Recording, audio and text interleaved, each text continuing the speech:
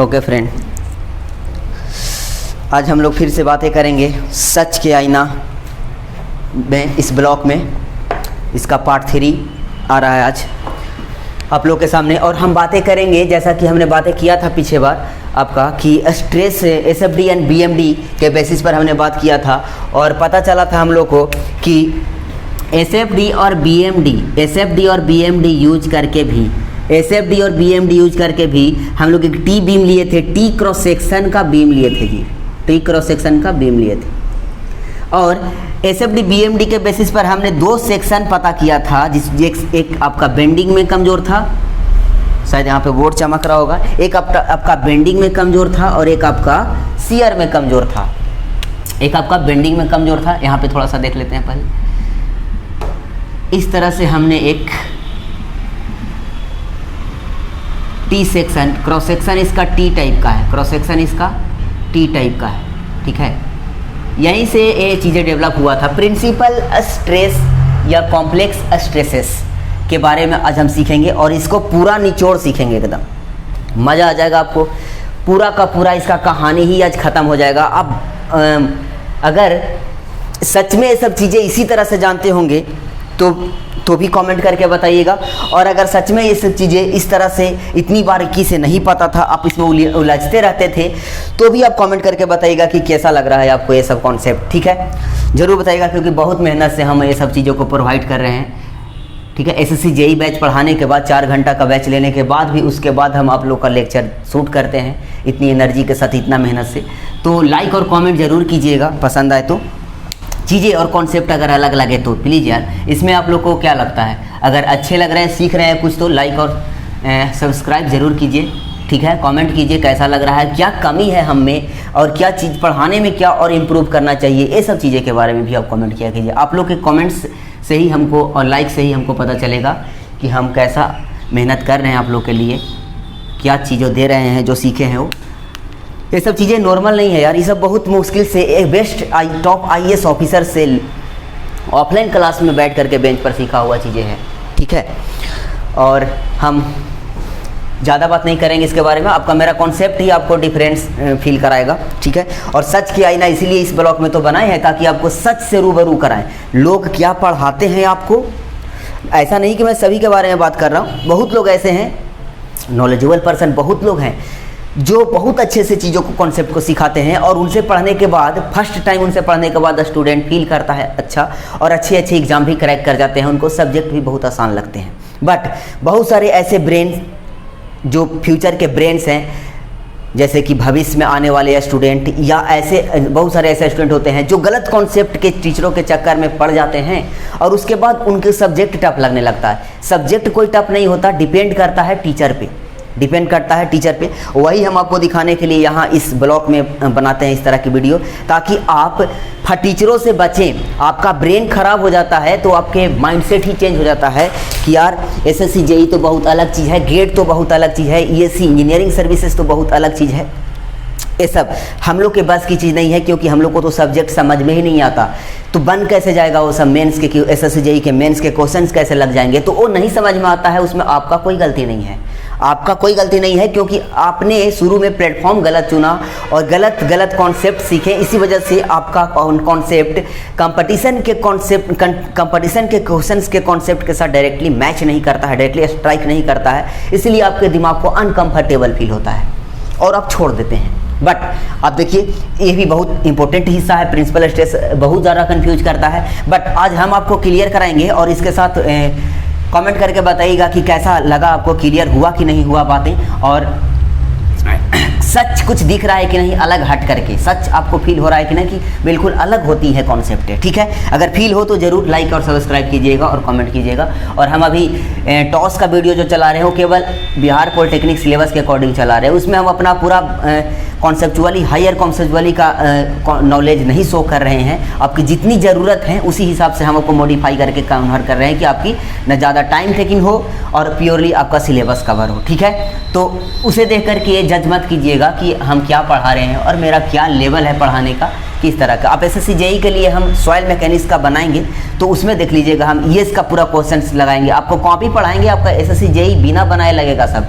Pre mains का भी सारा क्वेश्चन बनेगा आपको अगर बनाइएगा तो, लेकिन स्टार्टिंग में नहीं बनाना है उसको, प्री के बाद बनाना है, ठीक है। बट मेंस के क्वेश्चंस करवाए जाते हैं अच्छे तरीके से। और दूसरी बात कि आपको गेट के सारा क्वेश्चन लाइव करवाया जाएगा, सामने दिखाया जाएगा, आपको सारा का सारा लगेगा, इंजीनियरिंग सर्विसेज का सारा ऑब्जेक्टिव लगेगा, IAS का सारा ऑब्जेक्टिव लगेगा, और सामने आपको कॉपी के नोट से हम लगवाएंगे। अभी DFCCIL का आया हुआ है, DFCCIL का हम सॉइल मैकेनिक्स पढ़ा रहे हैं। जो मेरे क्लास के स्टूडेंट है वो DFCCIL के प्रीवियस ईयर लगा रहे हैं, तो बोलते हैं सारा का सारा सर क्वेश्चन कॉपी से आता है, सारा का सारा क्वेश्चन कॉपी से बन जाता है, कॉपी से टैली करता है, आपका वर्कबुक से टैली करता है। वर्कबुक मेरा नहीं है, हम अपने क्लासरूम में जो वर्कबुक चलाते हैं वो हम जो मेडजी से पढ़े हैं उसी मेडजी का डिजाइन किया हुआ वर्कबुक ही है पूरा प्योरली, ठीक है। चलिए खैर, ये तो रही बात हमारी बात क्लासेस की। अगर कोई ज्वाइन करना चाहते हैं तो SSC JEE और गेट या ESC के लिए, जो बीटेक के स्टूडेंट हैं उन लोग के लिए भी, ESC के लिए हम नया बैच 6 सेमेस्टर बिहार पॉलिटेक्निक के एग्ज़ाम खत्म होने के जस्ट बाद लॉन्च करेंगे, तो आप कांटेक्ट कर सकते हैं हमको। हम गया में बाईपास के पास पढ़ाते हैं, गया में बाईपास मोड़ के पास पढ़ाते हैं, महावीर कॉलेज के मोड़ के पास, ठीक है। नंबर आपको लिखा हुआ है, कांटेक्ट कर लीजिएगा। चलिए हम लोग बातें करते हैं इस कॉन्सेप्ट के बारे में। तो हमारी कहानी यहाँ तक जाकर फंसी थी कि सर यहाँ पे हम लोग SFD BMD का मतलब समझे थे कि SFD BMD shear force diagram और बेंडिंग मोमेंट डायग्राम ने ये मिलकर बताया कि शियर में सेक्शन कहाँ पे कमज़ोर है और बेंडिंग में सेक्शन कहाँ पे कमज़ोर है। शियर में सेक्शन कहाँ पे कमज़ोर है और बेंडिंग में सेक्शन कहाँ पे कमज़ोर है। SFD है और इसका आपको हम बताएंगे, टॉस पढ़ाएंगे तो SFD BMD बिना कोई इक्वेशन बनाए ड्रा करने के लिए सिंपल में, और ये इसका BMD है, ठीक है, ठीक है। ये इसका आपका BMD है। यहाँ पे मैक्सिमम बेंडिंग में है और यहाँ पे मैक्सिमम शियर में है। तो यहाँ से पता चला था कि एक क्रॉस सेक्शन यहाँ पर का कमज़ोर है बेंडिंग में और यहाँ पर का कमज़ोर है शियर में, ठीक है। इतना पता चलने के बाद, क्रॉस सेक्शन कमज़ोर होने पता चलने के बाद हम लोगों ने कमज़ोर सेक्शन पर कितना मैक्सिमम लोड ऊपर से आ रहा है उसके बेसिस पर कमज़ोर सेक्शन को सेव करने का कोशिश करते हैं। पता करते हैं कि भाई इस कमज़ोर सेक्शन के पास सेक्शन का साइज क्या लें कि मोमेंट ऑफ इनर्शिया और रेजिस्टिंग मोमेंट उतना हो जाए सेक्शन का। अभी आपको पिछले वीडियो में टॉस में हम बता रहे हैं कि सेक्शन के शेप चेंज करने से मोमेंट ऑफ इनर्शिया चेंज हो जाता है, शेप चेंज करने से मोमेंट ऑफ इनर्शिया चेंज हो जाता है। तो इसका मतलब है कि मोमेंट ऑफ इनर्शिया डिपेंड करता है इसका क्रॉस सेक्शन के डायमेंशन पे, ठीक है। और क्रॉस सेक्शन के डायमेंशन पे डिपेंड करता है, तो कमजोर सेक्शन पहले सेलेक्ट करते हैं और उस कमजोर सेक्शन पर जाके हम लोग क्रॉस सेक्शन का डायमेंशन ऐसा सेट करते हैं कि ऊपर से आने वाले जो एक्सटर्नल लोड की वजह से जितना बेंडिंग मोमेंट आना है उतना से ज़्यादा इसका रेजिस्टिंग मोमेंट क्रिएट करे, सेक्शन रेजिस्टिंग उतना से ज़्यादा क्रिएट करे।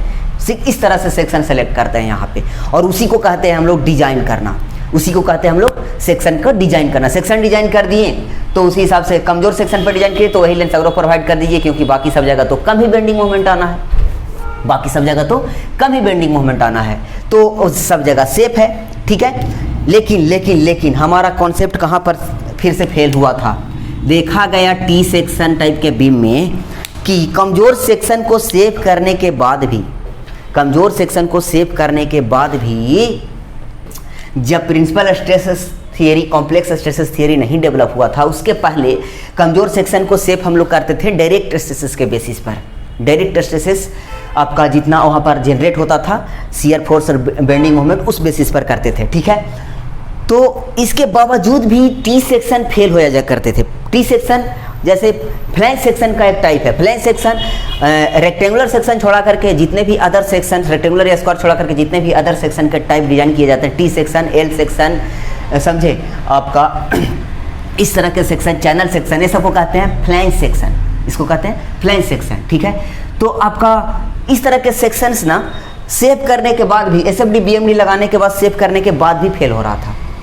तो लोगों को समझ में नहीं आ रहा था कि भाई ये फिर भी फेल क्यों हो रहा है, तो लोगों को पता चला कि लोगों ने क्या किया कि टी सेक्शन का बीम था जी, टी सेक्शन का बीम था। तो टी सेक्शन का बीम में आप सोच सकते हैं कि एक होता है फ्लैंज और दूसरा होता है वेब, फ्लैंज और वेब, ठीक है, फ्लैंज और वेब, ठीक है। फ्लैंज और वेब के ज्वाइंट पर के पॉइंट्स, फ्लैंज और वेब के ज्वाइंट पर के जो पॉइंट्स थे उसके बारे में लोगों को मन में शक आया कि चेक करते हैं कहीं पे ज्वाइंट पे कुछ कमज़ोर तो नहीं पड़ रहा है, कोई ऐसा तो नहीं, हम लोग कमजोर सेक्शन तो पहले ही सेलेक्ट कर चुके हैं। ये सेक्शन जो टी बनाया जा रहा है यहीं पर का सेक्शन है। मान लीजिए सबसे ज़्यादा कमजोर यहाँ पर है बेंडिंग में, तो यहीं पर का ही सेक्शन है, यहीं पर का सेक्शन का साइज हम दिखा रहे हैं।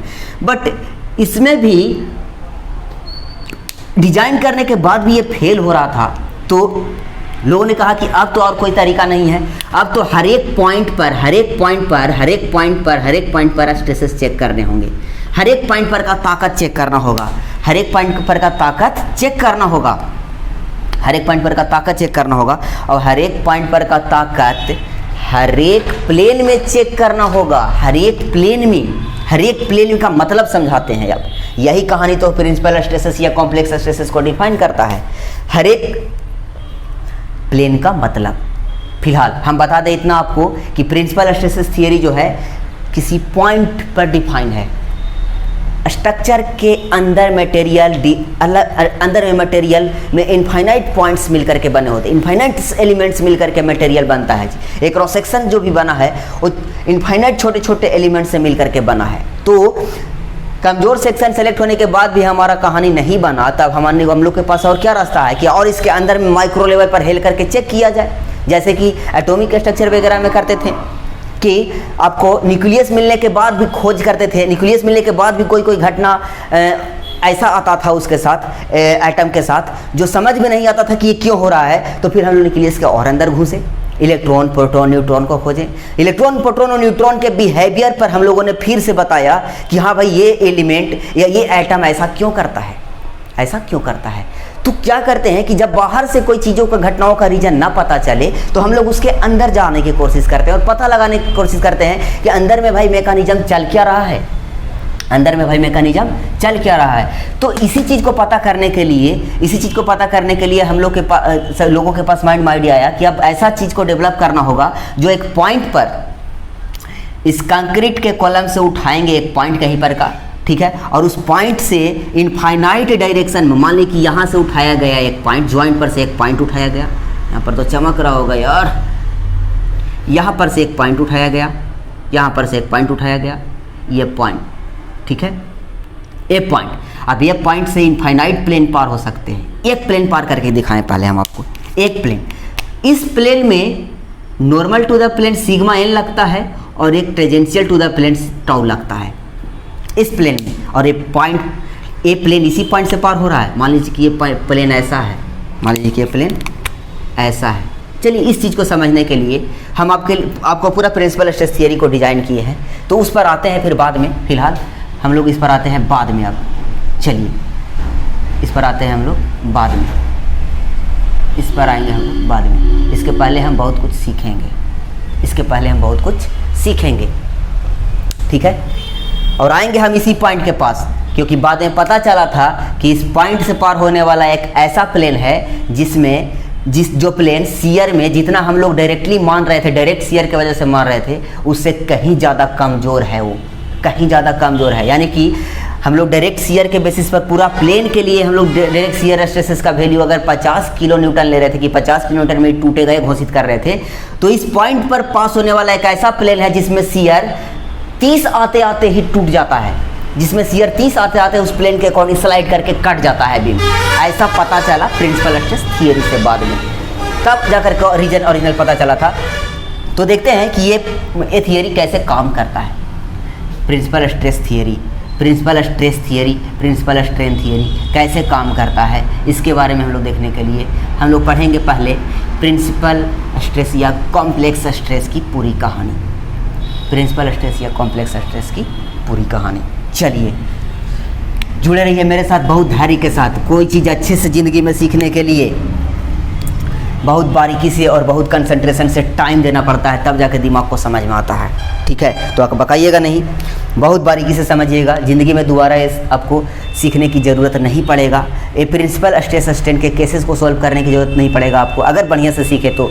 इससे आने वाले प्रॉब्लम्स गेट में भी तगड़े आते हैं, एसएससी में भी बहुत तगड़े आते हैं। इससे ऐसा टॉपिक है स्ट्रेंथ ऑफ मटेरियल सोम का, जो हर एक सब्जेक्ट में यूज होता है, हर एक सब्जेक्ट में, आरसीसी में, स्टील में, हर जगह सब्जेक्ट में, सॉइल मैकेनिक्स में सबसे ज़्यादा यूज होता है, सब जगह यूज होता है, बिना इसके डिजाइनिंग होते ही नहीं है इस टॉपिक के अकॉर्डिंग। इसीलिए आपका 4 से में पढ़ा दिया गया है, आप लोग जहाँ से ही पढ़े हैं जैसे पढ़े हैं उसको आप अपने आप से मिलाइएगा कि आपको क्या प्रॉब्लम हो रही थी, क्या आप ऐसे ही सीखे थे तो बहुत अच्छी बात है, और नहीं सीखे थे तो क्या आप इससे कुछ फ़ायदा उठा पा रहे हैं, इसके बारे में हमें कमेंट करके ज़रूर बताइएगा। चलिए आगे बढ़ते हैं, हम लोग आगे बढ़ते हैं। चलिए हमने यहाँ पे एक अरेंजमेंट लगाया है, एक हम आपका सेक्शन लिए हैं, इस तरह का मेंबर लिए हैं, इस तरह का मेंबर लिए हैं, ध्यान से समझिएगा, इस तरह का मेंबर लिए हैं। अभी हम बातें कर रहे थे वही बात करेंगे।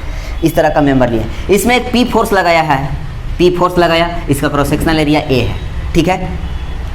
अब हम यहाँ पर एक पॉइंट सेलेक्ट कर रहे हैं, यहाँ पर का एक पॉइंट उठा रहे हैं। एक कंक्रीट का बना हुआ मान लीजिए एक सर्कुलर कॉलम है, सर्कुलर बीम है या सर्कुलर कोई मेंबर है, कंक्रीट का बना हो या फिर स्टील का बना हो। मान लीजिए कि स्टीले का बना हुआ एक रड है, मान लीजिए कि स्टीले का बना हुआ एक रड है, ठीक है। चलिए तो रड के अंदर में कहीं में बीच में इस सेंट्रोइडल एक्सिस से पार होने वाला प्लेन पर हमने लगाया एक फोर्स पी, ठीक है।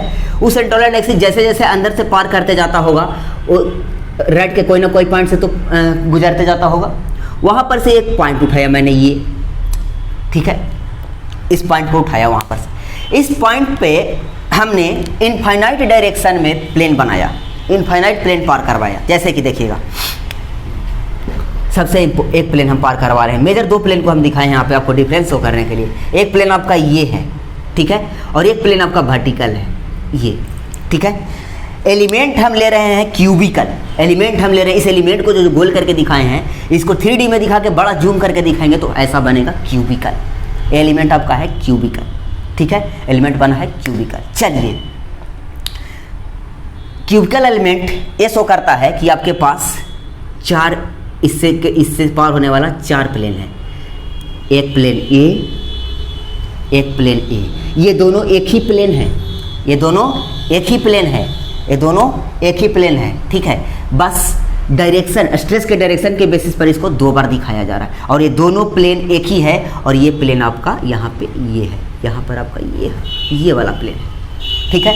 और जैसे कि 90 डिग्री वाला प्लेन इससे पार होने वाला ये होगा, जो कि ये दोनों प्लेन है, ये दोनों प्लेन है, ये दोनों प्लेन है, ठीक है।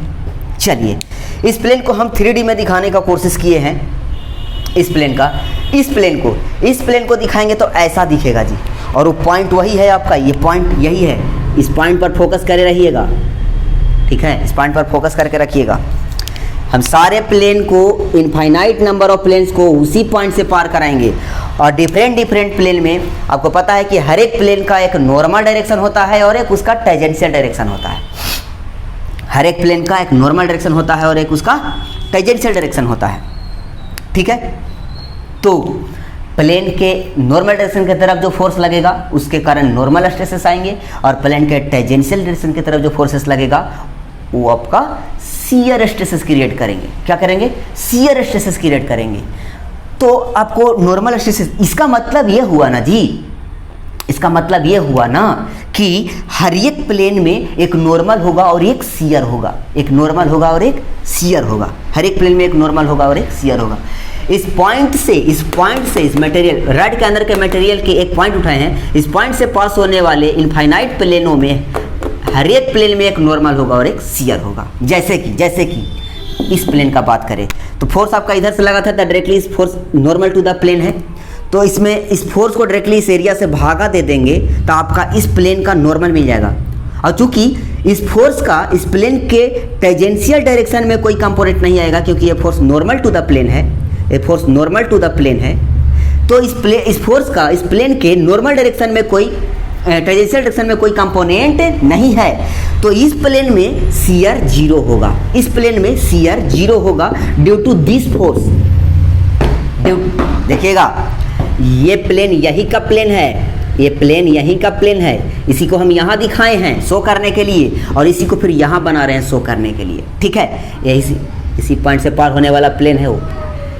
इस पॉइंट से पार होने वाला एक ऐसा प्लेन मिला जिसमें केवल नॉर्मल है, क्योंकि फोर्स इसके नॉर्मल था, डायरेक्टली लगाया गया फोर्स, और शियर स्ट्रेस इसमें जीरो है, शियर स्ट्रेस इसमें जीरो है, ठीक है। फोर्स वही है, बस हम प्लेन का एंगल चेंज कर रहे हैं, पॉइंट भी वही है, बस प्लेन का एंगल चेंज कर रहे हैं, प्लेन का एंगल चेंज कर रहे हैं, ठीक है, प्लेन का एंगल चेंज कर रहे हैं। प्लेन का एंगल हम ए वाला ले रहे हैं, प्लेन का एंगल हम ए वाला ले रहे हैं। ए वाला लीजिएगा तो आपने फोर्स कैसे लगाया था, आपने फोर्स तो लगाया था ऐसे, आपने फोर्स तो लगाया था ऐसे, ठीक है।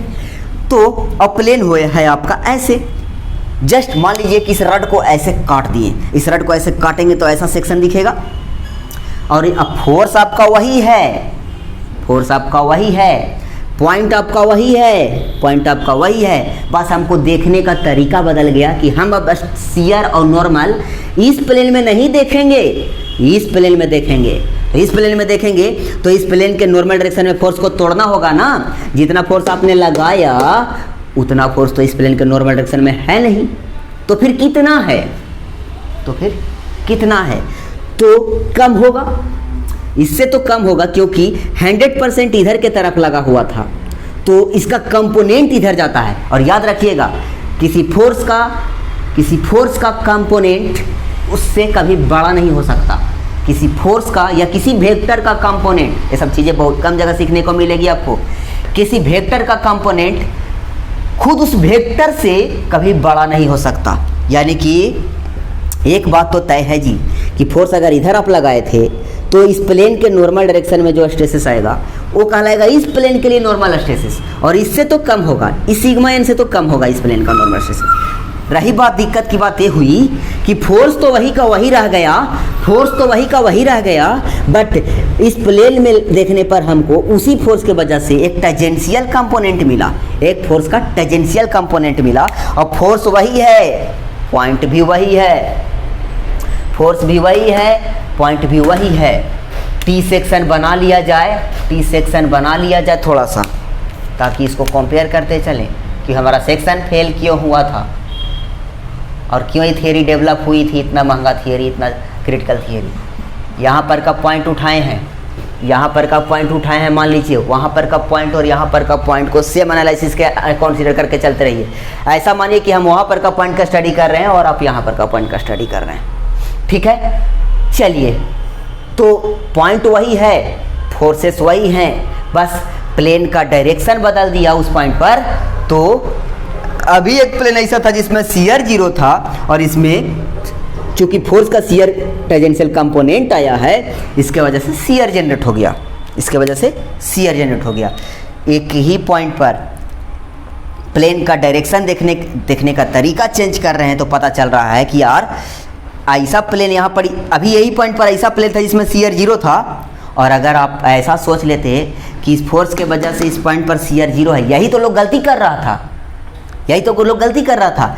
फोर्स लॉन्गिट्यूडनल डायरेक्शन में लगाया और इस प्लेन पर चेक किया, पता इस प्लेन पर निकालिया, उसको पहले से आइडिया नहीं था कि पॉइंट पर कैसे चेक करें इनफाइनाइट डायरेक्शन में, तो पूरा क्रॉस सेक्शन पर ही चेक कर लेता था। क्रॉस सेक्शन पर चेक करने के बाद पता चला कि शियर तो इसमें है ही नहीं, शियर तो इसमें है ही नहीं, लेकिन दूसरा प्लेन सेलेक्ट करके पता किया ही नहीं कि भाई प्लेन तो इसमें तो शियर नहीं है भाई, लेकिन इसी लोड के वजह से और इसी पॉइंट पे दूसरा डायरेक्शन में प्लेन जो है उसमें तो शियर है, उसमें तो शियर है। और शियर में तो मटेरियल वीक होते हैं, क्योंकि शियर में रगड़ करके काटता है फोर्स, रगड़ करके काटता है। रगड़ करके काटना किसी मटेरियल को आसान होता है खींच करके या दबा करके काटने से, रगड़ करके काटना आसान होता है। शियर में बहुत सारे मटेरियल वीक होते हैं, खास करके स्टेनलेस स्टील, ये सब तो बहुत ज़्यादा वीक होता है शियर में, ठीक है। चलिए, ये तो बातें थी कि भाई एक ही पॉइंट पर फोर्स वही लग रहा है, प्लेन का डायरेक्शन चेंज कर रहे हैं, तो नॉर्मल टू द प्लेन और tangential to the plane stresses का वैल्यू चेंज हो जा रहे हैं वही पॉइंट पर। तो फिर तो डर की बात है ना, फिर तो पता करना पड़ेगा ना कि इस पॉइंट से पार होने वाला वो कौन प्लेन है जिसमें हमारा लोडिंग के वजह से सबसे ज़्यादा नॉर्मल फोर्स स्ट्रेसेस या सबसे ज़्यादा शियर स्ट्रेसेस जनरेट हो रहा है। क्योंकि फोर्स तो वही लगाएंगे, लेकिन वो वाला प्लेन इस सेक्शन का, इस मटेरियल का स्ट्रेंथ वो वाला प्लेन डिफाइन करेगा जो प्लेन में इस फोर्स के वजह से सबसे ज़्यादा नॉर्मल या सबसे ज़्यादा शियर जनरेट हो रहा है। क्योंकि अगर मटेरियल टूटेगा तो वही मैक्सिमम शियर प्लेन के अकॉर्डिंग टूटेगा या मैक्सिमम नॉर्मल स्ट्रेस के अकॉर्डिंग टूटेगा, मैक्सिमम शियर स्ट्रेस के अकॉर्डिंग टूटेगा या मैक्सिमम नॉर्मल स्ट्रेस के अकॉर्डिंग टूटेगा, ठीक है।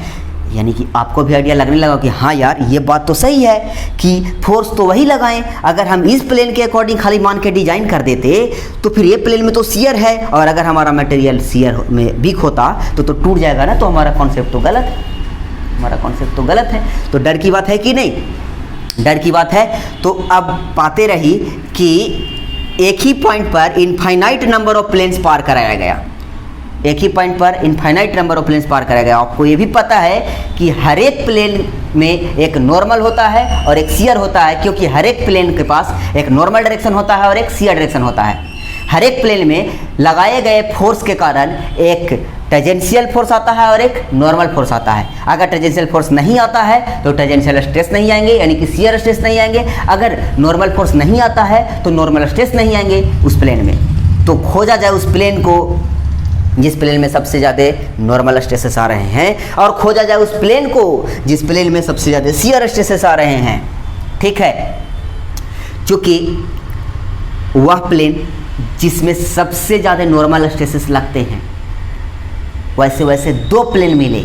हम लोग को सॉल्व करने के बाद आगे बातें करेंगे। वैसे वैसे दो प्लेन मिलते हैं। अब बताइए कि आप अगर इस फोर्स की वजह से डिजाइनिंग कीजिएगा तो वही दो प्लेन के बेसिस पर ना कीजिएगा कि आप पहले चलो उस प्लेन में चेक करो, पहले चलो उस प्लेन में चेक करो जिसमें ये सबसे ज़्यादा इस फोर्स का इफेक्ट सबसे ज़्यादा है, क्योंकि बाकी सब प्लेन में तो इससे कम है। तो उसी प्लेन में चेक करो ना कि सबसे ज़्यादा है तो कितना में वो टूटेगा। ठीक है, तो वो प्लेन जिसमें नॉर्मल स्ट्रेसेस सबसे ज़्यादा होते थे या सबसे कम होते थे, इस तरह के दो प्लेन मिले। ठीक है, और अजब की बात यह था कि दोनों एक दूसरे के 90 डिग्री पे थे। एक में सबसे ज़्यादा था तो दूसरा में सबसे कम था। नॉर्मल स्ट्रेस की बातें कर रहे हैं, दोनों 90 डिग्री पर मिले। और यही दोनों प्लेन चूंकि पूरे सिस्टम को गवर्न कर रहा था, कंट्रोल कर रहा था डिजाइनिंग पर्पस के व्यू से, यानी कि पूरे सिस्टम के डिजाइनिंग को यही दो प्लेन मिलकर हैंडल कर रहे थे। उसी प्लेन के बेसिस पर डिजाइनिंग पूरा कंट्रोल हुआ था, इसीलिए उनका नाम दिया गया प्रिंसिपल प्लेन। स्कूल में प्रिंसिपल सब का कर्तव्य क्या है? पूरे स्कूल को अपने कमांड में रखना, अपने तरीके से चलाना, हैंडल करना, यानी कि मटेरियल के स्ट्रेंथ को, मटेरियल के डिजाइनिंग को पूरा का पूरा कंट्रोल वो प्रिंसिपल प्लेन ले लिए। वो दोनों प्लेन ले लिए जिसमें मैक्सिमम नॉर्मल स्ट्रेसेस आ रहे थे या मिनिमम नॉर्मल स्ट्रेस आ रहे थे। ठीक है, और इसीलिए उनका नाम दिया गया प्रिंसिपल प्लेन। याद रखिएगा डिफिनेशन, प्रिंसिपल प्लेन का डिफिनेशन है कि वह प्लेन जिसमें सबसे ज़्यादा मैक्सिमम नॉर्मल स्ट्रेस या मिनिमम नॉर्मल स्ट्रेस लग रहा हो, वो प्लेन्स कहलाते हैं प्रिंसिपल प्लेन। और उस प्लेन में लग रहे नॉर्मल स्ट्रेसेस को कहते हैं प्रिंसिपल स्ट्रेसेस। उस प्लेन में लग रहे नॉर्मल स्ट्रेसेस को कहते हैं प्रिंसिपल स्ट्रेसेस। बहुत अच्छी बात है, इतना तक तो हम लोग को क्लियर हो गया। अब ये पता चला दोस्तों आपको, फोर्स वही है, मटेरियल वही है, पॉइंट वही है, बस देखने के तरीका बदल रहे हैं कि पॉइंट पर तो उस प्लेन में नॉर्मल और शियर बदल रहा है। तो पता करना होगा कि वो कौन प्लेन है जिसमें आपका शियर सबसे ज़्यादा है, नॉर्मल सबसे ज़्यादा है, शियर सबसे कम है, नॉर्मल सबसे कम है। तो इसके लिए एक ऐसा फार्मूला हमको डिराइव करना होगा, जिसमें अगर कुछ डेटा प्रोवाइड कर दिया जाए, दो गिवन प्लेन में डेटा प्रोवाइड कर दिया जाए, तो एक तीसरा अननोन प्लेन में हम लोग नॉर्मल और शियर बता सके उस फार्मूला का यूज करके। अगर ऐसा हथियार मिल जाए तो फिर हम कोई भी थीटा एंगल पर कोई भी प्लेन में नॉर्मल और शियर बता सकते हैं, और वैसे एक का करके चेक करके उस फार्मूला से पता कर सकते हैं कि थीटा का वह कौन सा वैल्यू होगा जो प्रिंसिपल जो प्लेन दिए हैं हमको पास, उससे बनाने वाला थीटा एंगल बनाने वाला वो कौन सा प्लेन होगा जिसमें सबसे ज़्यादा नॉर्मल स्ट्रेसेस या सबसे ज़्यादा शियर स्ट्रेसेस लगेंगे। तो जाहिर सी बात है, अब एक ऐसा फार्मूला हमको चाहिए, एक ऐसा हथियार चाहिए कि भैया बता दीजिए कि अगर हम लोग को दो को प्लेन में दे दिया है तो एक अननोन प्लेन में कैसे पता करें। अगर वो हमको रास्ता मिल जाता तो हम फिर सब प्लेन में चेक करके ये पता लगा लेते कि सबसे ज़्यादा किस में है, सबसे कम किस में है। कितनी इंटरेस्टेड बात है, और वही यहाँ प्रॉब्लम हो रहा था। यहाँ पर हम लोग यहाँ पर जो SFD BMD के बेसिस पर क्रॉस सेक्शन पता कर लिया जा रहा था और उस क्रॉस सेक्शन पर ऐसा ही फार्मूला P/A लगा करके पूरे क्रॉस सेक्शन के बेसिस पर डिजाइन कर दिया जा रहा था और हर एक पॉइंट पर चेक ही नहीं किया जा रहा था, हर एक पॉइंट पर हर एक डायरेक्शन में प्लेन में चेक ही नहीं किया जा रहा था। उस बेसिस पर जितना स्ट्रेसेस आ रहे थे, अगर यहाँ से कहना चाहे तो कह देना इस प्लेन के बेसिस पर कि 0 स्ट्रेसेस शियर स्ट्रेसेस है, तो अगर मटेरियल के पास शियर स्ट्रेस नहीं है तो ये तब पर भी आप डिजाइन करिए, थोड़ा बहुत है तब पर भी आप डिजाइन करिए, क्योंकि इस फोर्स की वजह से शियर स्ट्रेसेस 0 आना है, शियर स्ट्रेस 0 आना है। लेकिन बाद में आपको पता ये नहीं था कि एक दूसरा प्लेन दूसरा एंगल पर इसी से पार होने वाला प्लेन है जिसमें शियर स्ट्रेस अच्छा खासा आ रहा है, तो वो प्लेन में तो फिर टूट जाएगा इसी फोर्स की वजह से और आपको पता भी नहीं चलेगा, है ना। जाहिर सी बात है। थोड़ी सी एक और अंदर के मैकेनिज्म जानते हैं जो कि हम बार बार आपको बताते रहते हैं कि स्ट्रेसेस जनरेट ही क्यों होती है। स्ट्रेसेस जनरेट ही क्यों होती है? स्ट्रेसेस जनरेट होती है मॉलिक्यूल्स के बीच में खिंचाव के वजह से। Molecules intermolecular force of attraction से बंधे रहते हैं, सॉलिड हो तो और अच्छे से बंधे होते हैं, ठीक है। तो अब अगर दो मॉलिक्यूल्स देखिए, ये मॉलिक्यूल्स ही शो किया गया है, देखिए ये सेक्शन ऐसे है और दो तरफ के मॉलिक्यूल्स मान लीजिए बॉन्डिंग से बंधा हुआ है, आपने फोर्स से खींचने का कोशिश किया, इन लोगों के बीच खिंचाव आया तो इन लोग इसको रेजिस्ट करने का कोशिश करेंगे और यही रेजिस्टिंग फोर्स के वजह से इसके अंदर में स्ट्रेस डिफाइन होता है। Resisting force per unit area is called stresses, ठीक है। तो ये बॉन्डिंग को इधर से तोड़ेगा और इस प्लेन में बॉन्डिंग को इधर से तोड़ेगा। ये बॉन्डिंग दिखाया हुआ है मॉलिक्यूल्स का, ठीक है। ये रियल मैकेनिज्म है कि ये प्लेन में भाई कट क्यों नहीं रहा है, तो कट इसलिए नहीं रहा है क्योंकि मॉलिक्यूल्स जुड़े हुए हैं इंटरमॉलिक्यूलर फोर्स ऑफ अट्रैक्शन से, बॉन्डिंग से, इसीलिए नहीं कट रहा है, ठीक है। तो रही बात कि ये बातें तो ऐसा हो गया और अब हम लोग की इस थियरी को डिराइव कैसे करें, तो यहाँ से जाहिर सी बातें आपको पता चल गया होगा कि जो एक ही पॉइंट पर डिफरेंट प्लेन में डिफरेंट शियर और नॉर्मल आते हैं, तो दो प्लेन को लेकर के हम आगे बढ़ेंगे, ठीक है।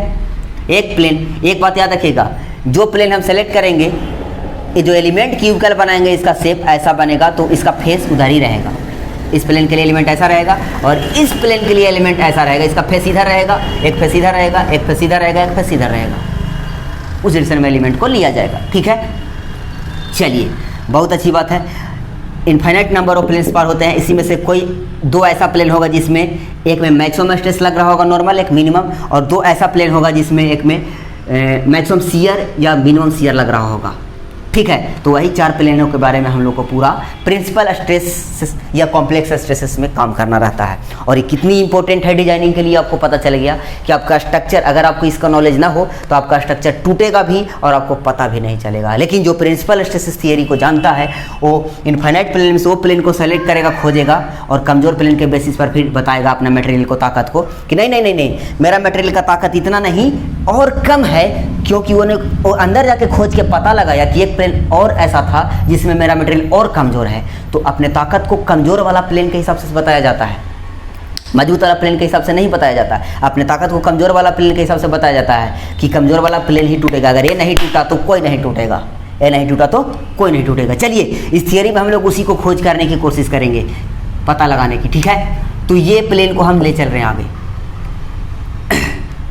इसके पहले हम आपको कुछ इम्पोर्टेंट और बातें सिखाएंगे जो आपको बहुत कम जगह पे सीखने को मिला होगा। ये कि एलिमेंट कैसे बनाते हैं, एलिमेंट में नॉर्मल और शियर के डायरेक्शन कैसे शो करते हैं, कब टाउ एक्स एक्स कहलाता है, कब टाउ एक्स वाई कहलाता है, कौन टाउ वाई एक्स कहलाता है, कौन टाउ वाई एक्स वाई कहलाता है। इस सब को शो करने के लिए हम लोगों को साइन कन्वेंशन समझना पड़ता है।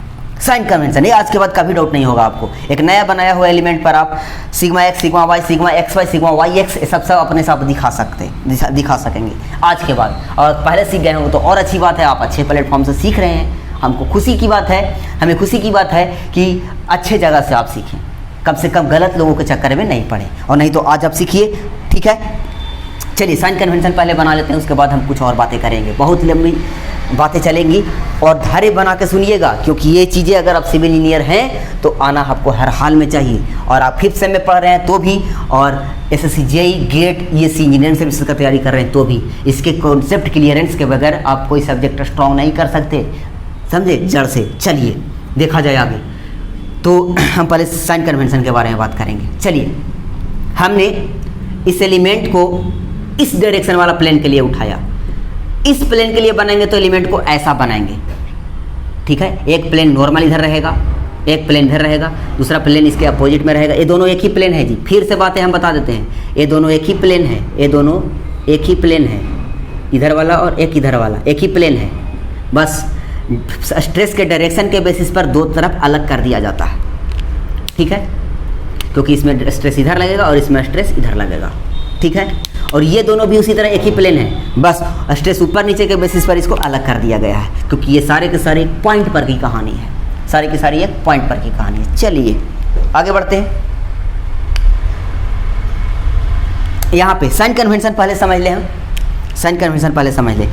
साइन कन्वेंशन में डिटर्मिनांट में आपको अगर अच्छे से हायर लेवल पढ़ाई किए होंगे तो नॉर्मल स्ट्रेसेस और शियर स्ट्रेस का एक डिटर्मिनांट फॉर्मेशन होता है, डिटर्मिनांट बनता है। डिटर्मिनांट का नाम सुने होंगे। डिटर्मिनांट का वैल्यू 0 होकर के हम लोग इक्वेशन को सॉल्व करते हैं। फिलहाल तो डिटर्मिनांट में जब रखाता है तो सिग्मा और टाउ नहीं रखा जाए, टाउ ही रखाता है, बट टाउ एक्स नहीं दिख रहा होगा आपको, चलिए हम बाद में बातें कर लेंगे। फिलहाल हम देखिए, अब दो सफिक्स बनाए जाते हैं। ये आपका साइन कन्वेंशन है, याद रखिएगा, समझिएगा अच्छा से। साइन कन्वेंशन पहला सफिक्स आई, दूसरा जे, आई जे आई जे आई जे। ऐसे रटना है आपको साइन कन्वेंशन में क्या कि आई क्या शो करता है, ध्यान रखिएगा। आई क्या शो करता है, आई के जगह पर कौन रखाएगा, आई के जगह पर उस डायरेक्शन को लिखा जाता है, उस डायरेक्शन को बताया जाता है जो जिस प्लेन में स्ट्रेस लग रहा है उस प्लेन के नॉर्मल डायरेक्शन को बताता हो, उस प्लेन को normal direction of stress plane. जिस प्लेन में स्ट्रेस है उस प्लेन के नॉर्मल डायरेक्शन को यहाँ पर दिखाते हैं, नॉर्मल डायरेक्शन को आई के जगह पर दिखाते हैं, और जे के जगह पर स्ट्रेस के डायरेक्शन को दिखाते हैं। स्ट्रेस किधर लग रहा है, आई के जगह पर दिखाते हैं कि जौन प्लेन में स्ट्रेस लग रहा है उस प्लेन का नॉर्मल डायरेक्शन, उस प्लेन का नॉर्मल डायरेक्शन को शो करता है आई, और जे शो करता है स्ट्रेस को डायरेक्शन को, स्ट्रेस को डायरेक्शन को। आप देखिए कैसे साइन कन्वेंशन को यहाँ बैठाते हैं करने में। मान लीजिए एलिमेंट है और इधर आपका एक्स एक्स, अब यहाँ पे -x और +x नहीं लिया जाएगा, क्योंकि आपको हम शो कर रहे हैं ग्राफिकली, तो ग्राफिकल डायरेक्शन शो कर देता है, तो केवल x x या y y लिखा जाएगा, ठीक है। चलिए हम अगर बातें करें, मिटा देते हैं फिर से। इस प्लेन के नॉर्मल वाला को हमको नामकरण देना है, नामकरण करना है, तो कैसे करेंगे, पहले बना लेंगे टाउ, ठीक है। और पहला सफिक्स क्या रखाता है जी, जिस प्लेन में स्ट्रेस लग रहा है उसका नॉर्मल डायरेक्शन। कौन प्लेन में स्ट्रेस लग रहा है, इस प्लेन में ना, कौन प्लेन में स्ट्रेस लग रहा है, इस प्लेन में ना। ये प्लेन के नॉर्मल डायरेक्शन कौन है जी, ये प्लेन के नॉर्मल डायरेक्शन कौन है, इस प्लेन का नॉर्मल डायरेक्शन कौन है, एक्स, तो यहाँ रखाएगा एक्स, ठीक है। अब बताइए इस यहाँ पर कौन रखाया, जौन प्लेन में स्ट्रेस लग रहा है उसका नॉर्मल डायरेक्शन, इस प्लेन का नॉर्मल डायरेक्शन कौन है, एक्स, तो रखाया यहाँ पे एक्स। और दूसरा में रखाएगा वाई के जगह पर, जे के जगह पर रखाएगा, जे के जगह पर रखाएगा स्ट्रेस का डायरेक्शन क्या है, तो स्ट्रेस का डायरेक्शन भी क्या है, एक्स, तो ये बन गया आपका tau X x. Tau X x को सिग्मा एक्स से केवल दिखाते भी हैं, क्योंकि tau X x normal stresses का नोटेशन है, नॉर्मल स्ट्रेस का नोटेशन है। डिटर्मिनेंट में भी नहीं फंसिएगा आप, नॉर्मल स्ट्रेसेस का नोटेशन है, ठीक है। रही बात दूसरी कि आपका टाउ वाई वाई, सॉरी इसमें लग गया आपका सीआर, ठीक है, इसमें लग गया आपका सीआर। तो दूसरी बात कि आपका हम शो कर दिए कि इधर टाउ लग रहा है और नामकरण करना है, इसका टाउ का नामकरण करना है, टाउ का नामकरण करना है, तो किधर लग रहा है, तो बताइए ये जो स्ट्रेसेस लग रहा है टाउ वाला वो किस प्लेन में लग रहा है, इसी प्लेन में, तो इस प्लेन का नॉर्मल डायरेक्शन क्या है, एक्स, और स्ट्रेस लग किधर लगा है, वाई के तरफ, लग किधर रहा है, वाई के तरफ, तो यहाँ लिखाएगा वाई। ये हो गया आपका tau X Y, tau X Y, ठीक है, टाउ एक्स वाई, ठीक। आपको हम इस प्लेन में बात करें तो बताइएगा, इसके बारे में बताइए पहले, इसके बारे में टाउ क्या, टाउ क्या तो ई कौन जो स्ट्रेस है कौन प्लेन में लग रहा है, इस प्लेन में लग रहा है। इस प्लेन का नॉर्मल डायरेक्शन क्या है, इस प्लेन का नॉर्मल डायरेक्शन क्या है, वाई, तो वाई पहले लिखाएगा, ठीक है। और प्लेन, और ये तो प्लेन का नॉर्मल डायरेक्शन को शो कर दिया वाई, और स्ट्रेस किधर लग रहा है, एक्स की तरफ, तो tau X Y, tau X Y, ठीक है। चलिए इस नॉर्मल एक्सिस के बारे में हम लिखते हैं, नॉर्मल एक्सिस के बारे में लिखते हैं, टाउ के फॉर्म में ही लिखाता है सब, ठीक है। चलिए ये प्लेन, स्ट्रेस जिस प्लेन में लग रहा है उसका नॉर्मल डायरेक्शन क्या है, वाई है, तो वाई, और स्ट्रेस किधर लग रहा है, वाई की तरफ लग रहा है, तो वाई, तो टाउ वाई वाई को बोलते हैं सिग्मा वाई से सिर्फ दिखाते हैं, टाउ वाई वाई को सिग्मा वाई से सिर्फ दिखाते हैं। चलिए टाउ एक्स, इसका नोटेशन आपको करना है, इसका, ठीक है। एक बात और याद रखिएगा, इतना डिटेल तो हम सच कहना में नहीं करा सकते सब न्यूमेरिकल टाइप, बट पूरा कॉन्सेप्ट खोल रहे हैं। ये दोनों ये क्या बनाए थे, ये एलिमेंट को ही खोले हैं ना, क्या खोले हैं, एलिमेंट को खोले हैं, एलिमेंट को खोले हैं। तो बताइए इस फोर्स की वजह से हमारा जितना भी सिविल इंजीनियरिंग में स्ट्रक्चर पढ़ना है, ये मटेरियल रेस्ट कंडीशन में रहता है, रेस्ट कंडीशन में रहता है, तो एक पॉइंट भी अंदर का मटेरियल का रेस्ट में है, तो रेस्ट में है, तो अगर एक फोर्स, और बताए आपको ये भी बताए कि ये प्लेन P1 है अगर, तो ये भी प्लेन P1 है, वही प्लेन है, बस दो जगह दिखाया गया है स्ट्रेस के डायरेक्शन अपोजिट होने की वजह से, ठीक है। तो एक ही प्लेन में एक फोर्स ऊपर की तरफ लगा है और दूसरा फोर्स भी ऊपर की तरफ लग जाए, तो ये एलिमेंट ऊपर उठ जाएगा, जबकि यहाँ ऊपर उठ नहीं रहा है, एलिमेंट स्टैटिकली बैलेंस है, फोर्स वाइज बैलेंस है, इसीलिए आपका ये फिर नीचे लग जाएगा, ठीक है, ये फिर नीचे लग जाएगा। तो फोर्स तो बैलेंस हो गया, लेकिन ये दोनों मिल करके एंटी क्लॉकवाइज मूवमेंट दे दिया, एंटी क्लॉकवाइज मूवमेंट दे दिया कपल बना करके, और एलिमेंट चल नहीं रहा था, इसके लिए तो फोर्स बैलेंस हुआ, स्ट्रेस बैलेंस हुआ, और घूम भी नहीं रहा है, तो इसके लिए आपका मोमेंट बैलेंस हो जाता है। ये एंटी क्लॉकवाइज में दिया है, तो वो क्लॉकवाइज में देने के लिए ये दोनों आ जाएंगे, इसीलिए चारों आपस में बराबर हो जाते हैं, चारों आपस में बराबर हो जाते हैं, और चारों का डायरेक्शन ऐसा हो जाता है, एक का ऊपर तो एक का नीचे, एक का इधर तो एक का इधर, फोर्स बैलेंस करने के लिए। और ये दोनों मिलकर के एंटी क्लॉकवाइज का पल दे रहे हैं, तो एक घूमे लगेगा एलिमेंट, तो घूम रहा है क्या आपका मटेरियल में, नहीं घूम रहा है, तो इसको बैलेंस करने के लिए क्लॉकवाइज लग जाएंगे, और पूरी तरह से मटेरियल रेस्ट में हो जाएगा, रोटेशनल वाइज भी और ट्रांसलेशनल वाइज भी, पूरी तरह से मटेरियल रेस्ट में हो जाएगा, ठीक है। तो चलिए ये तो बात तय हो गया कि ये चारों आपस में मैग्नीट्यूड वाइज बराबर होंगे। नमनकरण कर रहे थे हम, इसका नमनकरण करना है आपको, इसका नामकरण करना है आपको, ठीक है। तो ये किस प्लेन में लग रहा है, इस प्लेन में, और इसका नॉर्मल डायरेक्शन क्या है, एक्स, तो एक्स, और लग किधर रहा है, वाई के तरह, तो वाई, इसका करना है आपका। ये किस प्लेन में लग रहा है, इस प्लेन में, और इसका नॉर्मल डायरेक्शन है एक्स। याद देखिएगा, ग्राफिकली हम शो कर दिया, आप माइनस एक्स नहीं लिखिए, ग्राफिकली पहले ही शो कर चुके हैं डायरेक्शन को, इसलिए माइनस नहीं दिखाया जाएगा यहाँ पे, एक्स, और लग किधर रहा है, एक्स की तरफ, तो एक्स, तो sigma x x sigma x, ठीक है। चलिए इसी तरह ये भी हो जाएगा, ये क्या हो जाएगा आपका, ये लग रहा है किधर आपका, कौन प्लेन में लग रहा है इसमें, तो वाई, वाई है नॉर्मल, और लग किधर है, एक्स की तरफ, तो Y X, X Y Y X. ये हम आपको एलिमेंट बनाना सिखाएं, क्या वाइज, एलिमेंट बनाना सिखाएं आपका नोटेशन वाइज। नोटेशन कैसे करते हैं आपको, नोटेशन कैसे किया जाता है, इसके लिए साइन कन्वेंशन है, नोमेनक्लेचर है, साइन कन्वेंशन वाला उसको फॉलो करके किया जाता है। अब रही बात कि हमारा कहानी कहाँ पे फंसा हुआ था, उसकी, हमारे ये भी इम्पोर्टेंट चीज़ें चल रहा था, हमारा कहानी कहाँ पे फंसा हुआ है कि हमको ये पता चल जाए कि हमारा जो प्लेन नोन है उससे थीटा डिग्री पर किसी अननोन प्लेन में नॉर्मल और शियर बताने का हमको फार्मूला पता चल जाए, तो हम इस एक पॉइंट के पास इनफाइनाइट प्लेन में सभी में मैक्सिमम नॉर्मल और मैक्सिमम शियर पता कर सकते हैं, और इससे हम आज़ाद हो जाएंगे ये पता करने के लिए कि कौन प्लेन में वीक है और कौन प्लेन में कमज़ोर है, ठीक है, कमज़ोर है, ठीक है। तो इसके लिए चलिए फिलहाल हम आपको बात करें यहाँ पे, तो एक जनरल एलिमेंट को उठाते हैं, एक जनरल एलिमेंट इसको उठाते हैं। अगर इसको उठाइएगा, ये अगर इस प्लेन के लिए एलिमेंट बनाया गया है, इस प्लेन के लिए अगर एलिमेंट बनाया गया है, इस प्लेन के लिए एलिमेंट बनाया गया है, तो इसमें फिर आपका टाउ एक्स एक्स तो है, लेकिन टाउ एक्स वाई जीरो है। जब ये जीरो, एक जीरो तो सब जीरो, क्योंकि सब आपस में मैग्नीट्यूड वाइज बराबर होते हैं, तो शियर सब जीरो, सीआर सब जीरो। लेकिन हाँ याद रखिएगा कि सीआर सब जीरो इसका मतलब ये नहीं है कि इस पॉइंट पर सीआर ही जीरो हो गया।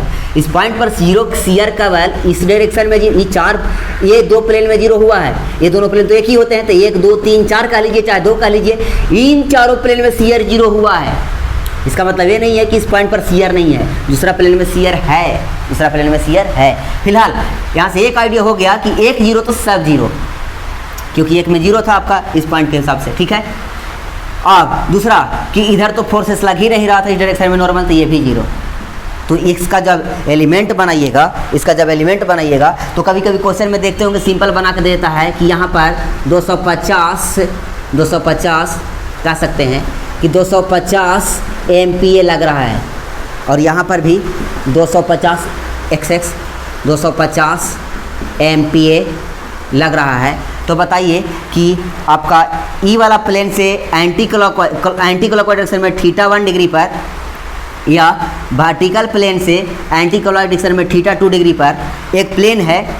अलग अलग बुक अलग अलग साइन कन्वेंशन लेते हैं। कोई वर्टिकल प्लेन से एंटी क्लॉकवाइज में θ डिग्री सेलेक्ट करता है, कोई हॉरिजॉन्टल प्लेन से एंटी क्लॉकवाइज डायरेक्शन में θ डिग्री सेलेक्ट करता है, फार्मूला डिराइव करता है। आपको कुछ नहीं करना है, जो जैसे करता हो वैसे करने दीजिए। बस ये देखिए कि आपका फार्मूला वो बुक किस तरह से लेके एंगल बनाया है, वर्टिकल से लेके बनाया है कि हॉरिजॉन्टल से, क्लॉकवाइज लेके बनाया है कि एंटी क्लॉकवाइज, ठीक है। तो मान लीजिए कि एक बुक बनाया आपको वर्टिकल से एंटी क्लॉकवाइज लेकर के फार्मूला बनाया। तो आप क्या करिए, आपका फार्मूला काम करता है वर्टिकल से एंटी क्लॉकवाइज पे, और क्वेश्चन में दे दिया हॉरिजॉन्टल से एंटी क्लॉकवाइज, तो चेंज कर लीजिए ना वर्टिकल से एंटी क्लॉकवाइज पता कर लीजिए ना। और वर्टिकल से एंटी क्लॉकवाइज पता करिएगा तो θ2 आएगा, और इसी का मान ले जाकर फार्मूला में आपको रखना होगा। फार्मूला चाहे जो से वो प्रूव करे, उसने फार्मूला जिस तरह से प्रूव किया उस एंगल में कन्वर्ट कर लिए, तब जाके ले जाके एंगल उसमें डालिए। सिंपल सी कहानी है, आगे फिर से दोबारा इसको बताएंगे, ठीक है। बट ये आपका अगर इसी फोर्स के लिए इसी पॉइंट पर का ये प्लेन देता है, इस डायरेक्शन का एलिमेंट देता, तो ऐसा बना था 2D में, ये है आपका, ऐसा बना था 2D में। और देखते होंगे कि इस तरह का क्वेश्चन बहुत लगता है आपको सिंपल है, सब सिंपल है, तो एक केस इसका है। और इसी पॉइंट, यही फोर्स, यही पॉइंट, यही एलिमेंट, और प्लेन बदलेंगे तो कॉम्प्लेक्स हो जाएगा ये, इसीलिए इसको कॉम्प्लेक्स नाम दिया गया है। सिग्मा XX भी आएगा, सिग्मा YY भी आएगा, सिग्मा टाउ XY भी आएगा, सब आ जाएगा फिर, और सब आ जाएगा। और तब बोलेगा कि हॉरिजॉन्टल प्लेन या वर्टिकल प्लेन से θ डिग्री पर एक और नया प्लेन है, उसमें बताइए कि नॉर्मल एंड शियर कितना है। अगर वो बताना सीख गए ना, तो फिर तो आप प्लेन पता करना ही सीख गए। वो 2 प्लेन का डेटा देगा और हम उससे पता कर लेंगे तीसरा अननोन प्लेन में कि शियर और नॉर्मल कितना है, और शियर और नॉर्मल पता करने का जनरल फार्मूला मिल जाएगा, तो फिर हम वो प्लेन ही पता कर सकते हैं जिसमें मैक्सिमम और मिनिमम होगा, ठीक है। तो चलिए, आप आई होप आपको सारी बातें समझ में आ रही होगी, ठीक है। तो अब हम बातें करते हैं थोड़ा सा इस एलिमेंट, इस पॉइंट पर के इस प्लेन की। इस प्लेन के लिए एलिमेंट भी आपको ऐसा लेना होगा, थोड़ा सा टिल्ट किया हुआ, जितना एंगल पर घुमा हुआ है प्लेन उतना एंगल पर, और इसको प्रोजेक्ट करेंगे बड़ा पर, ठीक है, बड़ा पर। तो आपको बड़ा पर 3D में प्रोजेक्ट किए तो ऐसा बनाइए, ठीक है। 1 2 3 4 प्लेन, 1 2 3 4 प्लेन, ठीक है, 4 प्लेन, ठीक है। इस तरह से एलिमेंट बना आपका। अब हम लोग क्या किए हैं कि इसी एलिमेंट को हल्का ऐसे टिल्ट किए हैं, तो वाई एक्सिस भी ऐसे घूम गया, एक्सिस वैसे ही सेलेक्ट किए, नॉर्मल टू द प्लेन, एक एक्सिस को y, एक एक्सिस को x सेलेक्ट कर लिए। चलिए, अब तो आपको ये पता है फोर्स वही है, एलिमेंट वही है, बस प्लेन चेंज हो गया, और आपको पता है कि अब इस प्लेन में सिग्मा और टाउ दोनों आना है, क्योंकि नॉर्मल कंपोनेंट भी है फोर्स का और टेंजेंशियल कंपोनेंट भी है फोर्स का। फोर्स लग रहा था Na, P फोर्स लग रहा था Na, और इस प्लेन के नॉर्मल में भी है और टेंजेंशियल में भी है। नॉर्मल कंपोनेंट भी आ रहा है और टेंजेंशियल कंपोनेंट भी आ रहा है इस प्लेन में। इसमें नॉर्मल फोर्स भी आएगा और टेंजेंशियल फोर्स भी आएगा। बस आप एक बार लिखवा दीजिए साइन कन्वेंशन के हिसाब से कि इसमें लगने वाला क्या होगा। x इधर है तो बताइए सिग्मा पहला सफिक्स क्या बताता है प्लेन के नॉर्मल डायरेक्शन को, तो प्लेन का नॉर्मल डायरेक्शन क्या है, एक्स है।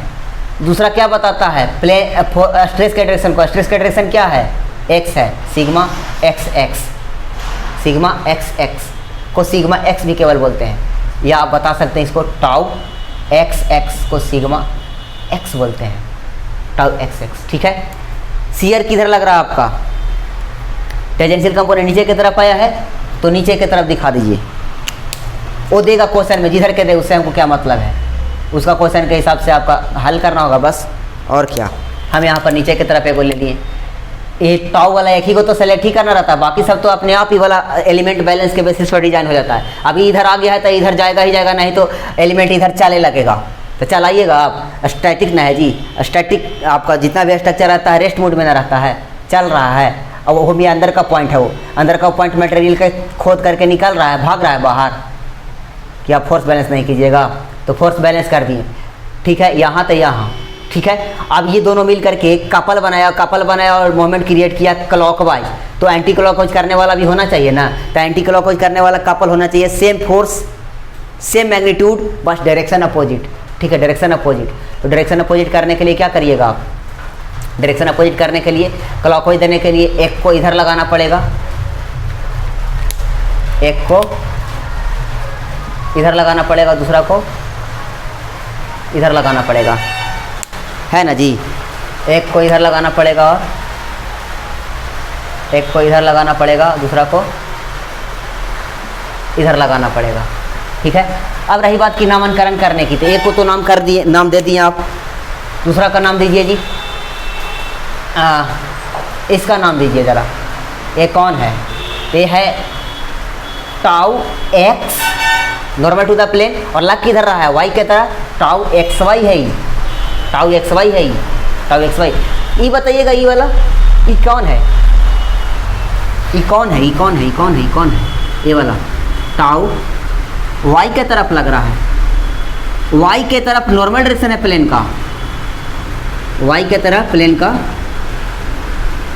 नॉर्मल डायरेक्शन है और वाई के तरफ लग रहा है, तो टाउ वाई वाई है जी, इसको सिग्मा वाई भी कहते हैं। ठीक है, और ये देखिएगा, ये देखिएगा, ये देखिएगा, ये किधर लग रहा है,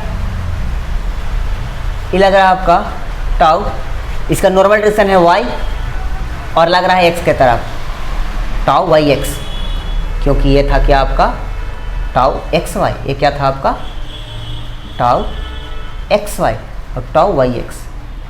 ठीक है, नोटेशन से तो एलिमेंट बनाने आ गया, एलिमेंट बनाने आ गया होगा। अब इधर का normal stresses tau X normal और एक्स के तरफ ही लग रहा है, और बाकी साइन माइनस नहीं लीजिएगा क्योंकि हम दिखा चुके हैं ग्राफ से, ग्राफिकली है तो ग्राफिकली में आपका साइन तो ग्राफ शो करता है। ठीक है, और टाउ ए टाउ टाउ एक्स और लग रहा है वाई की तरफ तो वाई। ठीक है, इसका टाउ टाउ टाउ नॉर्मल है एक्स, नॉर्मल है वाई और लग रहा है एक्स की तरफ, तो टाउ वाई एक्स। सब एलिमेंट दिखा दिए, अब सब स्ट्रेसेस दिखा दिए। और जानते हैं ये टिल्ट वाला ए वाला प्लेन है, ये वाला जानते हैं, इसमें नॉर्मल शियर सब आ रहा है, sigma Y sigma X tau X Y tau X X सब आ रहा है इसमें।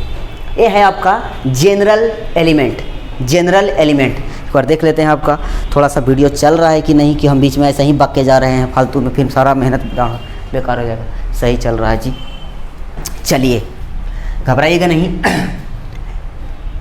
बस सारा कॉन्सेप्ट क्लियर हो ही चुका है आपका लगभग। अब हम लोग केवल ये यूज फार्मूला को क्लियर रूप से यूज करना सीखे, मीनिंग मतलब सब समझ में आ ही चुका होगा लगभग आप लोग को कि क्या प्रिंसिपल प्लेन ये सब होता है। तो आगे बढ़ते हैं, इसी का 2D वर्जन है। 2D वर्जन में क्या होता है, ये प्लेन सिकुड़ कर दिखाते हैं, 3D वाला ख़त्म कर देते हैं। तो ये एक प्लेन, अरे यार क्या हो जा रहा है, ये थीटा था, एंटी क्लॉकवाइज डायरेक्शन में बना रहा है थीटा 1। ठीक है, तो इसमें भी आप दिखा सकते हैं, आपको क्वेश्चन में देगा तो ऐसा ही देता है कि इधर लग रहा है सिग्मा एक्स और इधर लग रहा है, इधर लग रहा है, ठीक है, इधर लग रहा है आपका सब देता है ऐसे, है ना, देता है ना, ऐसे करके ये इधर लग जाएगा आपका,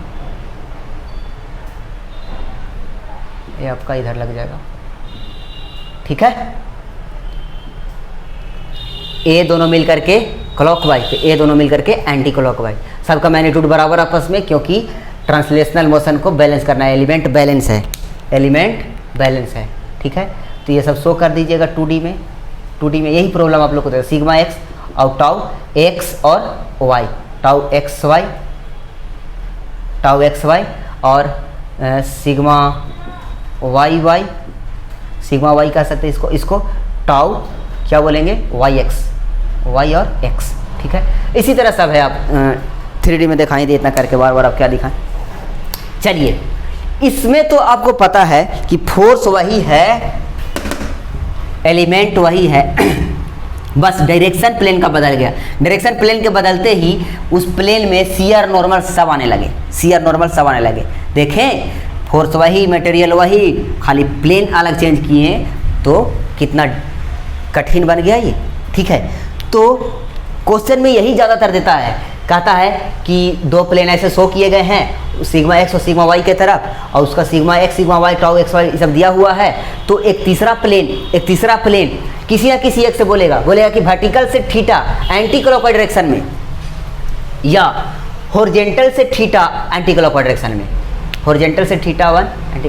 देखिए, आपको आप चाहे जैसे फार्मूला डिराइव किए हो, बस ये पता कर लीजिएगा कि आपके द्वारा डिराइव किया गया फार्मूला में थीटा किससे है, एक्स वाला से है कि वाई वाला से है, बस, ठीक है। और करना क्या है कि क्वेश्चन में देगा थीटा, वो कहाँ से दिया है, तो जहाँ से देगा उसको कन्वर्ट कर लीजिएगा अपना वाला में। जैसे कि यहाँ पर अगर मान लीजिए हमारा फार्मूला यहाँ पर वाई वाला से एंटी क्लॉकवाइज डायरेक्शन में थीटा बना रहा है, वाई वाला से एंटी क्लॉकवाइज डायरेक्शन में थीटा बना रहा है, वाई वाला ही सीधा हो जाता था, वर्टिकल हॉरिजॉन्टल कहने लगते हैं। वर्टिकल हॉरिजॉन्टल कहने की कोई जरूरत नहीं है, ऐसे ही यूज कीजिए आप वाई एक्स की तरफ से, वाई वाला से थीटा डिग्री पर बना करके फार्मूला बना। और हमारा क्वेश्चन में देता हॉरिजॉन्टल वाला से थीटा 1 बना रहा, क्वेश्चन में देता, तो हम क्या करते कि फिर हॉरिजॉन्टल वाला से थीटा 1 है तो वर्टिकल वाला से कितना है वो थीटा पता करते, और वो थीटा ले जाके इस इक्वेशन में डालते, तो हमारा इक्वेशन वैलिड होता, हमारा इक्वेशन सही फार्मूला सही देगा, ठीक है। तो चलिए बातें करते हैं कि वो तो एलिमेंट देख लिए कि ऐसा हो गया तो टाउ और थीटा दोनों आ गया इसी फोर्स के वजह से एक ही पॉइंट पे। तो फिर जाहिर सी बात है कि हम लोग को एक ऐसा फार्मूला चाहिए कि किसी अननोन एंगल थीटा पर एक नया प्लेन है, उसमें नॉर्मल और शियर बता दे। वैसा हमको मिल जाता है जनरल फार्मूला, तो हम फिर किसी भी प्लेन में थीटा एंगल पर बता सकते हैं। तो उसके लिए आपको हम डिटेल में यहाँ डेराइव तो नहीं करेंगे, क्योंकि यहाँ पे आपका सच के आईना में केवल कॉन्सेप्चुअली चल रहे हैं, डेरिवेशन नहीं दिखा रहे हैं। तो डेरिवेशन बहुत आसान होता है, और डेरिवेशन मेन तो कॉन्सेप्ट ही होते हैं, ठीक है। वो कुछ नहीं है, एलिमेंट को काट करके और एक्स वाई डायरेक्शन में आपको फोर्स बैलेंस कीजिएगा, ड्राइव हो जाएगा वो, ठीक है।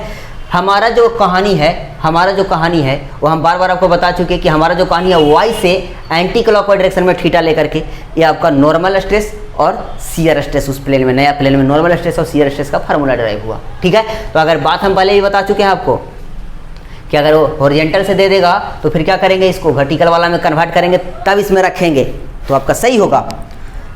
आपका जो फार्मूला हो वर्टिकल से ड्राइव है, पहले से ही वर्टिकल से ड्राइव है, और हॉरिजॉन्टल से दे दिया तो आप कन्वर्ट करके वर्टिकल में तब रखिए। और किसी का फार्मूला अगर हॉरिजॉन्टल से ड्राइव है और वर्टिकल से मान दिया हुआ है क्वेश्चन में, तो कुछ नहीं करना है, वर्टिकल से थीटा पता है तो हॉरिजॉन्टल से थीटा पता कर लीजिए पहले, और तब जाके इसको में रखिए, तब ये सही देगा, चलिए, ठीक है। तो हमने डायरेक्टली फार्मूला लिखा कि एक अननोन प्लेन, देखिए एक अननोन प्लेन बनाया, उसी पॉइंट से पार होने वाला इस प्लेन से थीटा डिग्री पर एक नया प्लेन, इस प्लेन से थीटा डिग्री बनाना है एंटी क्लॉकवाइज डायरेक्शन में, वाई वाला प्लेन से थीटा डिग्री बना रहा है एंटी क्लॉकवाइज डायरेक्शन में, एक नया प्लेन। तो एक प्लेन में एक नॉर्मल होता है, एक शियर होता है, एक general theta plane, general theta angle पर प्लेन माने, उसका फार्मूला ड्राइव कीजिएगा तो आता है सिग्मा एन बराबर sigma X plus sigma Y बटा 2 plus sigma X minus sigma Y बटा 2 into cos 2 theta plus tau X Y sine 2 theta. आपको पता है कि यही फोर्स के वजह से एक ऐसा प्लेन मिला था, ऐसा एलिमेंट मिला था जिसमें शियर वगैरह नहीं थे, ठीक है, CR 0 थे। ठीक है, तो हम जनरल करके बता रहे हैं इस फार्मूले को ताकि आपको हर सिचुएशन में यूज कर सके। ठीक है, तो ये कहानी क्या है, फार्मूला क्या है जी, कि वही पॉइंट पर का एलिमेंट है, वही एलिमेंट का है अलग प्लेन, वही फोर्सें हैं जिसकी वजह से स्ट्रेस जनरेट हुआ है, बस प्लेन बदल गया। तो नया प्लेन में नॉर्मल के लिए ए फार्मूला और सीआर के लिए ए फार्मूला, जो आप पता कर रहे थे कि ये नया प्लेन में नॉर्मल कंपोनेंट और टेंजेंशियल कंपोनेंट से टाउ एंड नॉर्मल आया। इसको पता करने के लिए हम लोगों को एक फार्मूला मिला क्या, लेकिन हाँ एक कोई प्लेन में पता रहेगा तब। तो एक प्लेन में नोन है, इस प्लेन में मान लीजिए कि नोन है, इस प्लेन में मान लीजिए कि नोन है, इस प्लेन का डेटा क्वेश्चन देता है और किसी दूसरा एंगल पर का प्लेन में पूछ देता है। ठीक है, क्यों पूछता है, ये सबसे ज़्यादा इंपॉर्टेंट भी क्यों है, क्योंकि आपको पता करने आना चाहिए, पता करता है कि क्या इस स्टूडेंट को ये थियरी आता है यूज करने, नहीं आता है तो फिर वो तो फेल हो जाएगा मटेरियल का स्ट्रेंथ पता करने में, क्योंकि तो मोस्ट इंपॉर्टेंट है, आप भी जान रहे हैं मोस्ट इंपॉर्टेंट है। चलिए ठीक है, तो एक अननोन प्लेन थीटा जो कि y से एंटी क्लॉक डायरेक्शन में थीटा बनाएगा, उसके लिए फार्मूला ये दोनों डिराइव हुआ, tau and theta, normal and CR के लिए। ठीक है, अगर x वाला प्लेन से दे देगा तो हम y में कन्वर्ट करके इस फार्मूला में रखेंगे, और नहीं तो जो फार्मूला y से ड्राइव हुआ था उसमें डायरेक्टली पुट करेंगे। उतना आपको समझ में आ गया होगा। ए, अब ये फार्मूला मिला आपको किसी अननोन प्लेन थीटा डिग्री पर में नॉर्मल और सीआर बताने का, नॉर्मल और सीआर बताने का। और नॉर्मल और सीआर कैसे जनरेट हो रहा है वो देख लिया आप, एक ही फोर्स के वजह से। ठीक है, तो पता करेंगे कि मैक्सिमम नॉर्मल कौन प्लेन में आता है। तो ये बताइए कि आपके दिया हुआ डेटा के हिसाब से sigma X sigma Y constant है, तो वेरिएबल क्या है आपका, टाउ एक्स वाई भी कांस्टेंट रहेगा। इस प्लेन के लिए फिक्स हो जाता है, एक फिक्स फोर्स है, फिक्स एलिमेंट है, तो इस प्लेन के लिए सब कुछ स्ट्रेसेस वगैरह फिक्स है, जो कि आपको क्वेश्चन में दे दिया, तो फिक्स हो गए। तो बदलेगा क्या, थीटा, अलग अलग एंगल पे अलग अलग सिग्मा एन का वैल्यू अलग अलग प्लेन में। तो फिर आपका पता कीजिए कि ये जो सिग्मा एन है किसका फंक्शन है, थीटा का फंक्शन है। किसका फंक्शन है, थीटा का फंक्शन है। जिस वेरिएबल के रिस्पेक्ट में इंडिपेंडेंट वेरिएबल बदलता है वो वेरिएबल उसी डिपेंडेंट वेरिएबल का फंक्शन होता है। तो यहाँ पे सिग्मा आपका फंक्शन है किस, सिग्मा एन आपका फंक्शन है किसका, थीटा का। सिग्मा एन आपका फंक्शन है किसका, थीटा का। तो मैक्सिमम मिनिमम कॉन्सेप्ट पढ़े होंगे आप, मैक्सिमम मिनिमम का कॉन्सेप्ट लाते हैं और फिर मैक्सिमम मिनिमम कॉन्सेप्ट से क्या करना है, आपको मैक्सिमम और मिनिमम पता करना है। तो एक बात बताइए कि इस इक्वेशन को मैक्सिमम मिनिमम से पता करना चाहेंगे तो मैक्सिमम मिनिमम क्या होता है जी, मैक्सिमम मिनिमम dy बटा dx, आई होप आपको लिख रहा होगा, dy बटा dx इज इक्वल टू 0 पर रखते हैं। यहाँ से x का वो वैल्यू मिलता है जिस पर y या तो मैक्सिमम होता है या तो मिनिमम होता है। क्यों जी,